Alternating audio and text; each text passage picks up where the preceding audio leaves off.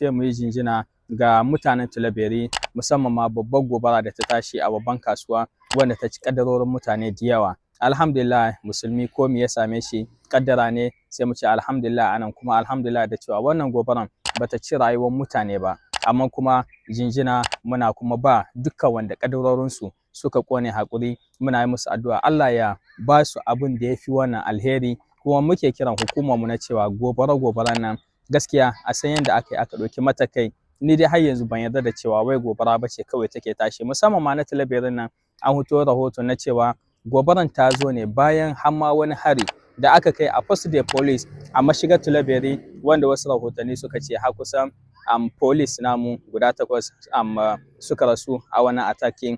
Muke fatan za a cimma duka wani ɗan ta'adda, musamman ma a jihar Tilaberi wanda nan ne ta'addanci sosai ya addabi wurin, dan tsaro ya zo musu don su ma su yi rayuwarsu cikin kwanciyar hankali. Kuma mu 'yan ƙasa mu san yadda muka yi muka nisanci ta'addanci, mu san hanyoyi da muka bi muka kama ma hukumarmu da sojawanmu, muke ba su labaran kirki dan tsaro hannu biyu ne. Su sojawa mun gani gaba ɗaya suna matuƙar ƙoƙarin su 100% suna sawa, mu ma to kenan mu kama musu don mu kare ƙasar mu tare.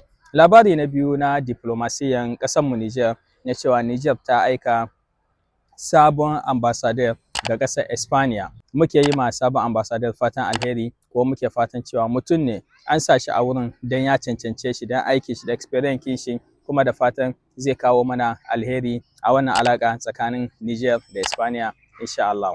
Daga Sediyawo sun zaɓi wani babban ma'aikaci da ake kiran shi Lassana Kuyate. Wannan babban ma'aikaci ne har ya shugabanci wani lokaci kwamiti na Sediyawo, yanzu shine Sediyawo ta zaɓa ya zamanto shine wanda yake sasantawa tsakanin Sediyawo ECOWAS da kasashenmu na IS. Muke fatan insha Allah shi ma a diplomasiyance dai kam tsakanin IS da ECOWAS za a samu tabul wanda za a zamna cikin ruwan sanfi, tunda a siyasance mun rabu amma a gaskiyance alaƙoƙin mu duka tare muke yi, ƙasashen mu haɗa ake, mutanen mu tare suke, kuma dole ne a zamna a sasanta tsakanin ECOWAS da Sediyawo da amfanin 'yan ƙasa namu na duka region na Afirka ta Yamma.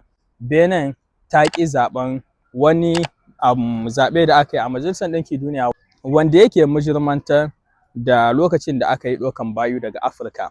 A cikin ƙasashen da suka ƙi zaɓe akwai Isra'ila, ƙasar Amurka da Argentina. Su ba su yarda da cewa wai da aka je ake kwasar kakanninmu ana kai su a walakance ƙasashen Europe da Amurka mujirmanci ne. So akwai kuma ƙasashe wanda ba su ma yi zaɓen ba, wanda su kenan ba su ce sun yarda ba, ba su ce ba su yarda ba. A cikinsu akwai ƙasar Benin. Amande ba zan yi magana a wani abun ba, mu huce. Sai fassara bayanin General Chani. Da farko General Chani ya buɗe bayanin shi da tunatar ma 'yan ƙasa na da ya cewa alƙawali da ya ɗauka tun da ya zo shi, ya ce tun hidabin shi na farko muna a farkon watan Août 2023 haka ne suka zo juye a Août. General Chani ya yi bayani, ya ce za a yi Assise National. Assise National ya ce wanda dole ne a ƙasa ta mu ta Niger a lokacin sai an zamna an yi shawara tare da kowa ba tare da an bar wasu ba, an ware wasu. Assise National wanda a shi ne ya kawo mana resulta da yawa, wanda bayan an zamna a Assise National aka ɗauki shawarwari wanda ya kamata a tafi a harkan hukuma. Ya ce cikin amfanin da Assise National ya kawo, musamman ma wurin samun incin kai, wurin tsaro da wurin bunƙasa arziki. Abu ne wanda ya nuna na cewa resilience kin 'yan Niger, kaman jimurcewa 'yan Niger lokacin da duka aka samu da takunkumin nan, haɗin kanmu ya kama mana cikin wannan tafiyan kuma